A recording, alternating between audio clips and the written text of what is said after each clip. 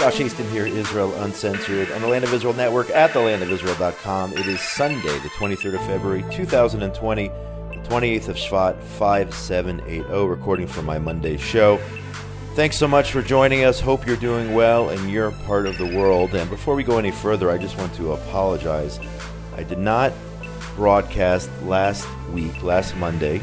I actually had a family emergency in the U.S., so I was unavailable to broadcast. It might be the first time that I actually missed a show, so I apologize for anybody who tuned in last Monday or waiting for an email from the good people at the Land of Israel Network. I apologize for that, but sometimes you have these unforeseen circumstances, and that is exactly what happened to me. Thank God I am doing well and everything is okay. You can always get in touch with me. Josh at thelandofisrael.com, on Facebook, Joshua Hasten, or Josh Hasten Israel Advocacy and Journalism, on Twitter at Josh Hasten, and now on Instagram as well.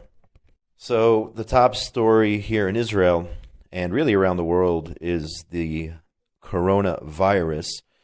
And it seems to be pretty scary stuff. I mean, some people I've talked to are saying that in reality it's really just the flu and it's being blown out of proportion. On the other hand, with people dying in different countries all over the world, and especially China, but with cases reported in Italy and in Europe and in other places, and now with what we're dealing with here in Israel, and I'll get to that in a second, to me it's pretty scary. As reported by Times of Israel, some 200 Israeli students and teachers have been ordered to self-quarantine after coming into contact with a group of South Koreans potentially infected with the coronavirus, authorities said on Saturday night. The Prime Minister announced a meeting with top officials today on Sunday to discuss efforts to contain the disease. The Education Ministry announced that students from Afula, Haifa, and Beersheba had been ordered to remain in isolation in their homes after they visited tourist sites at the same time as the South Koreans. So you had a South Korean group visiting Israel, touring throughout the country, and because of modern-day technology and video cameras or whatnot, authorities are able to pinpoint exactly where these people visited, some of them infected with the coronavirus, potentially having the virus when they arrived in Israel. That is probably the most likely scenario. So now you have about, I think the number is now up to 200, if I'm not mistaken, Israeli students and teachers and whatnot, and some IDF soldiers who came into contact with this group who are being quarantined. And there's a big controversy here where I live in Gush Etzion, because some of the tourists, some of the South Korean tourists here in this country, we were told today, will perhaps be taken to a quarantine site within a community in Har Gilo. So I know our municipality, which was not notified about the decision, and the residents there in Har Gilo, the community there, are extremely nervous that the coronavirus perhaps would be introduced into their community in some way, shape, or form. So all of that's going on right now. The South Korean government upset with Israel, filing a complaint because Israel last night decided to prevent the entry of another 130 of its citizens who actually had reached Ben Gurion Airport, and the plane was refueled. They put food on the plane and was forced to turn around. The Israelis on the flight were taken off, and then the Korean delegation, South Korean delegation, were forced to turn around. So it's going on all over the world, and it's affecting us here in Israel.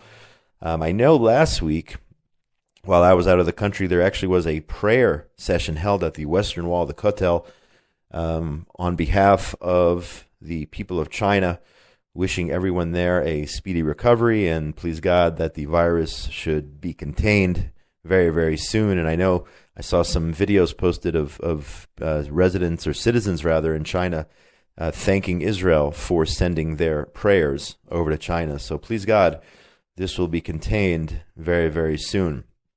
A whole slew of terror attacks and attempted terror attacks taking place over the last several days. Here this morning, according to Israel National News, the IDF opened fire on suspects who approached the border fence of the Gaza Strip, and they were planting a bomb right? These peaceful protesters.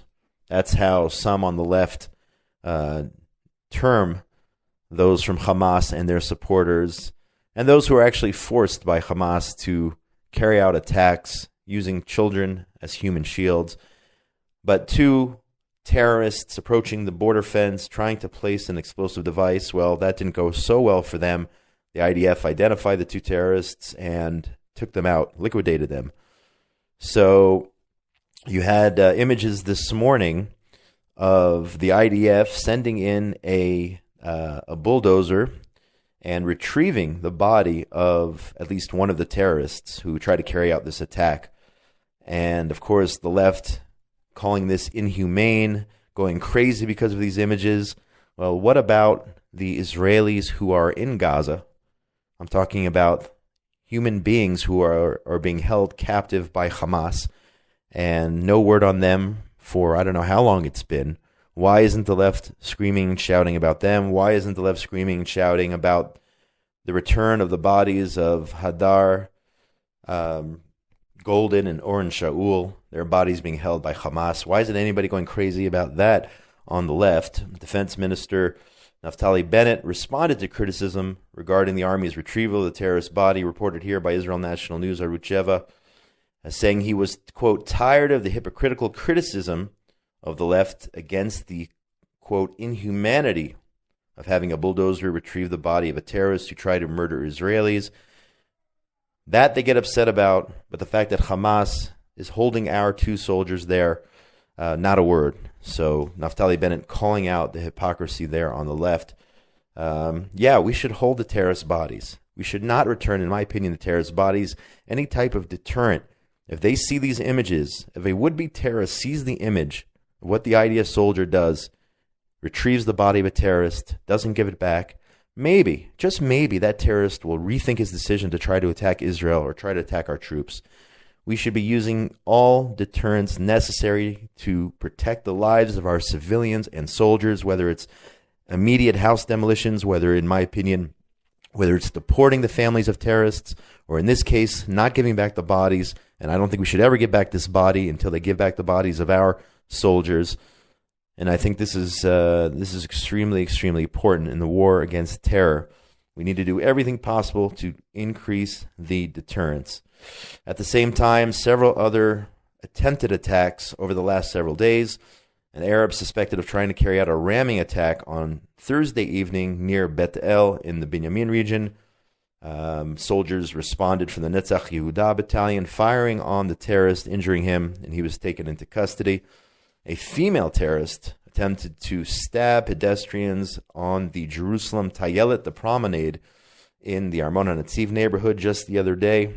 One victim lightly scratched, and you actually had a first responder who was in the area. His name is Yechiel Mayberg of United Hatzalah.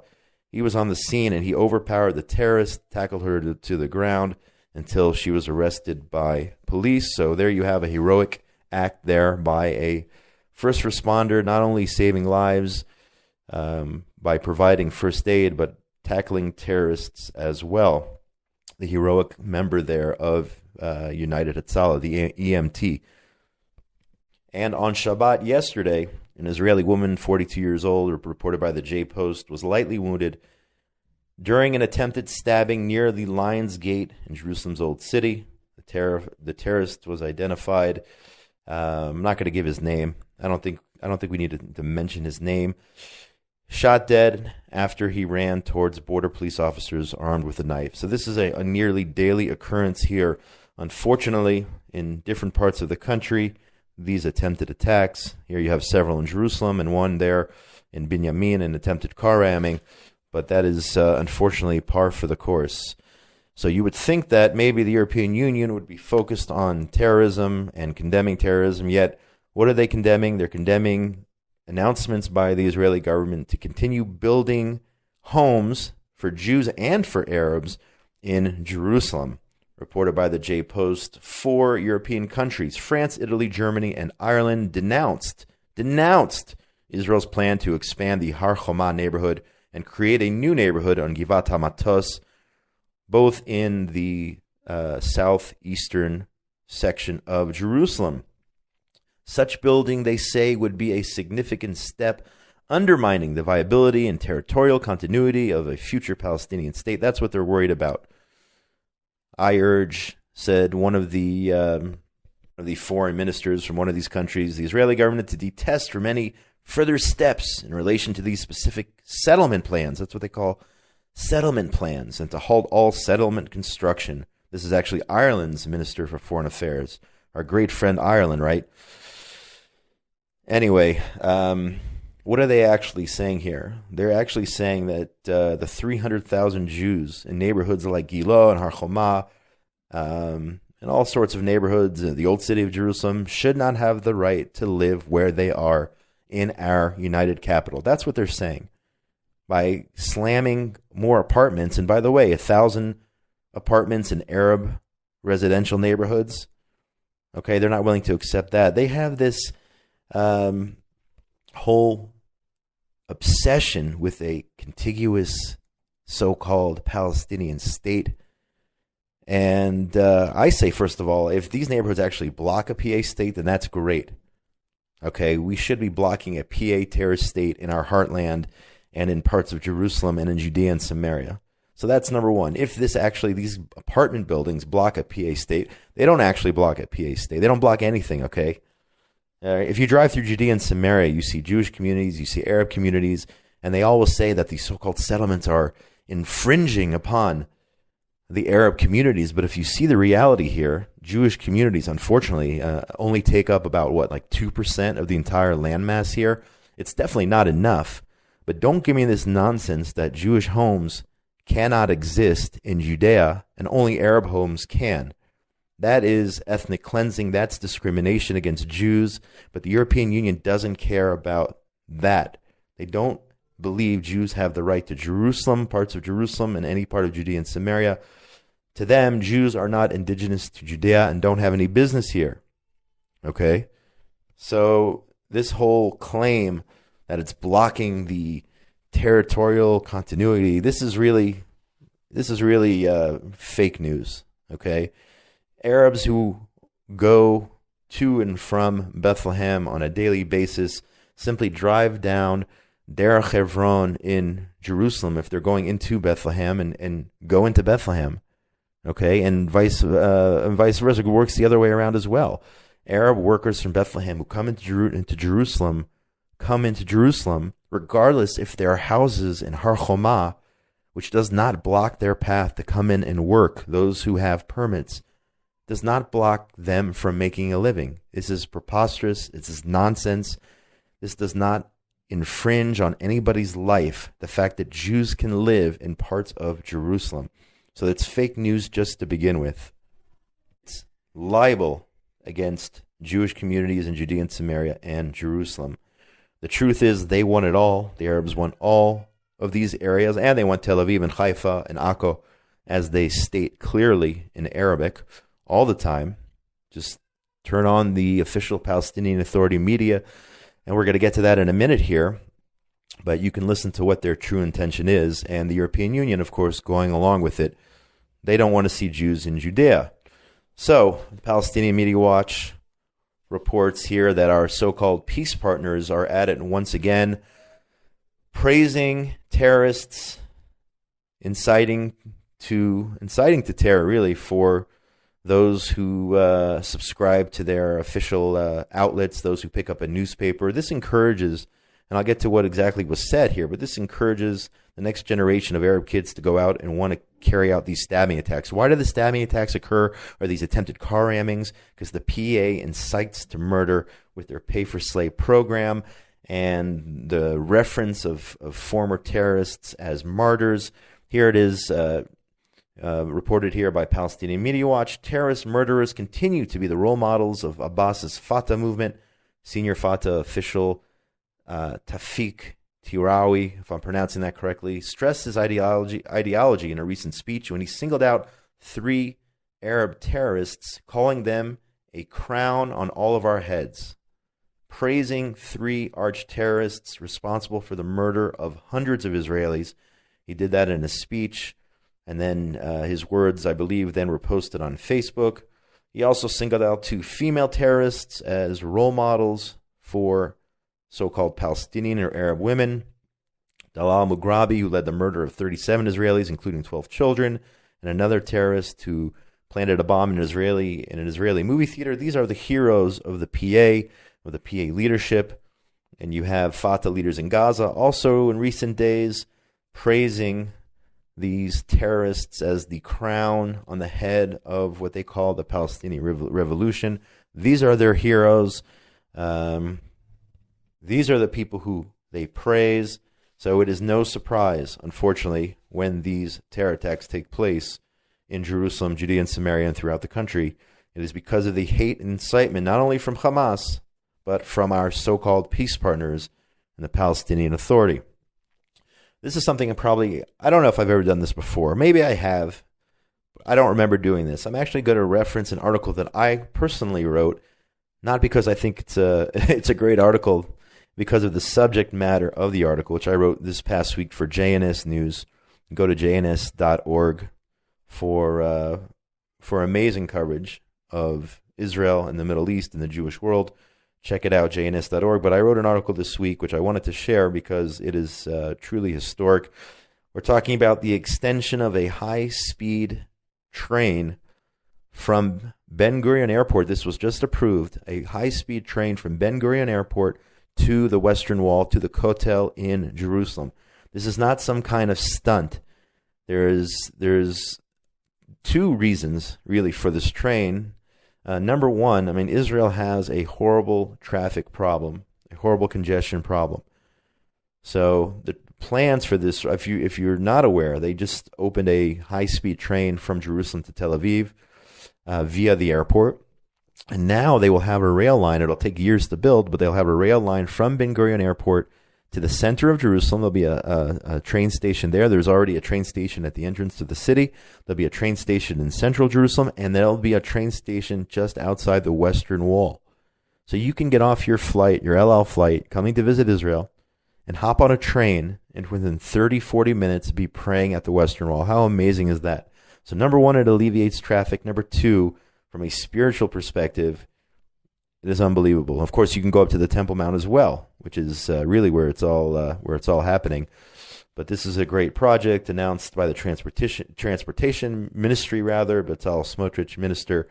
Apparently, this was in the works for several years under the last administration. Minister Katz, I believe, got the ball rolling, but now it is moving forward. A train from the airport all the way to the Western Wall.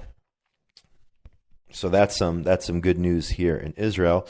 One last good news story before we wrap it up for today. The Israel cycling team makes history riding from Dubai to Abu Dhabi. If you're not aware, for the first time ever, professional cycling is here in Israel, and it is now on a world stage. We have riders who, from what I understand, will be riding in the Tour de France coming up here. And reported here by the Jewish press, Israel's only professional cycling team, Israel Startup Nation, is making history by competing in the UAE, United Arab Emirates Tour, to become the first Israeli team to participate in the Middle East's top cycling race. Who would have thought of this 5 years ago or 10 years ago, that Israelis would be competing in a Middle East cycling race? This was unimaginable 5-10 years ago. The race will unfold over the coming week, crossing all 7 of the United Arab Emirates from Dubai to Abu Dhabi. The race will be broadcast on television to audiences around the world. So wishing the cycling team Israel Startup Nation, that's how they're known, wishing them the best of luck in the competition. First time ever competing in a Middle East competition representing the blue and white. So congratulations for competing. Good luck cycling across United Arab Emirates. And I think that's going to do it for today. Again, my name is Josh Hasten, recording here on Sunday, the 23rd of February. It's actually my English birthday, by the way, for my Monday show to be aired for the first time on the 24th. Of course, you can always catch it on demand on the Land of Israel Network, on the website, or on iTunes, on SoundCloud, on so many different avenues. And you should definitely check out all of the other shows as well. Shows put together weekly by my colleagues here at the Land of Israel Network. Shout out to Ben Bresky for all the work he does getting these shows up, and Tabitha Epstein as well. Everything she does behind the scenes here at the network, making it happen. Get in touch with me during the week, Josh at thelandofisrael.com. On Facebook, Joshua Hasten or Josh Hasten, Israel Advocacy and Journalism. I mentioned my JNS articles, so check those out on jns.org. Get in touch with me on Twitter as well, at Josh Hasten, and now on Instagram as well. So, because of everything going on with the corona and whatnot, this is a special shout out to everyone out there in the radio listening audience, wherever you are in the wonderful world of ours. Be safe out there, wherever you are. Please God, we will defeat this corona virus, and we'll defeat these terrorists here as well. We're trying to wrestle away our ancestral homeland here, the Jewish homeland, the state of Israel, the modern state of Israel, and the ancient biblical land of Israel, as we are the indigenous people to this area. But we're not going to let that happen. So wishing everyone out there in the wonderful world of ours, be safe. Shalom, shalom from a beautiful day here in Gush Etzion, just south of Jerusalem, the eternal capital of the Jewish people. Shalom, shalom.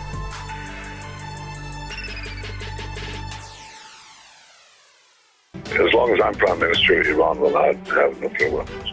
With the Israeli election days away, tune in for an interview with Prime Minister Benjamin Netanyahu. In the last 10 years, we've turned Israel into a world power. We're ranked as the 8th power in the world. Gil Hoffman of Inside Israel Today interviews the Prime Minister. I don't think any country in the world is better organized to address this challenge than Israel. Hear the full show on the Land of Israel Network at thelandofisrael.com.